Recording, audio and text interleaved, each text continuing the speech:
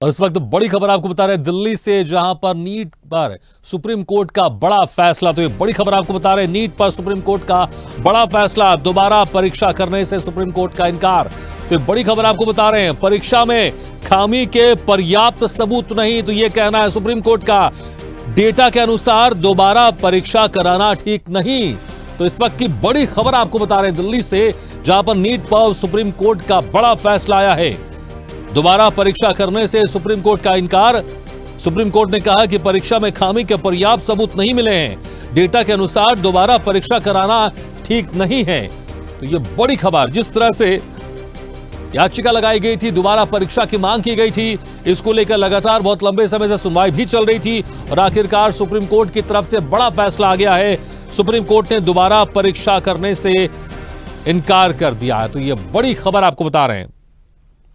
इस खबर पर ज्यादा जानकारी के लिए बात करते हैं दिल्ली से संवाददाता तनु बालियान। तनु, जिस तरह से एक लंबी सुनवाई इसमें चली है और आखिरकार सुप्रीम कोर्ट ने बड़ा फैसला दे दिया है, दोबारा परीक्षा कराने से यहां पर इनकार कर दिया है।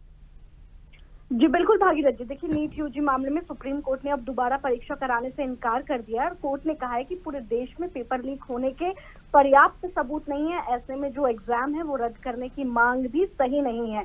अब पूरे देश में दोबारा परीक्षा कराने से जो 24 लाख छात्र है उन पर असर पड़ेगा, क्योंकि याचिकाकर्ता कुछ ऐसे भी थे जो ये चाहते थे कि परीक्षा दोबारा हो और कुछ याचिकाकर्ता ऐसे थे जो ये चाहते थे कि परीक्षा दोबारा ना हो। वहीं सुप्रीम कोर्ट ने निर्देश दिया है कि जो आईआईटी के विशेषज्ञ हैं उन्होंने मंगलवार को अदालत में जो विवादित प्रश्न को लेकर अपनी रिपोर्ट भी सौंपी थी, जिसमें ऑप्शन 4 को सही उत्तर माना गया था। अब वहीं जो डीवाई चंद्रचूड़ की जो पीठ है उन्होंने ये कहा है कि ये सही है कि पेपर लीक हजीराबाग और पटना में हुआ है, लेकिन ये विवाद का विषय नहीं है। तो अब सुप्रीम कोर्ट को ये लगा कि जो पेपर लीक हुआ है उसका एरिया कम है, इसीलिए अब जो परीक्षा है वो रद्द नहीं होगी। और साथ ही देखिए सबसे बड़ा पेच यहाँ पर फंसा हुआ था भागीरथ जी, ये जो 4 ऑप्शन जो थे और उसमें से एक जो था वो पुरानी एनसीईआरटी के हिसाब से सही था और नई एनसीईआरटी के हिसाब से वो सही थे जो याचिकाकर्ता ने याचिका लगाई थी। लेकिन अब कोर्ट ने स्पष्ट रूप से ये कह दिया कि परीक्षा तो देखिए रद्द नहीं होगी। तो कहीं ना कहीं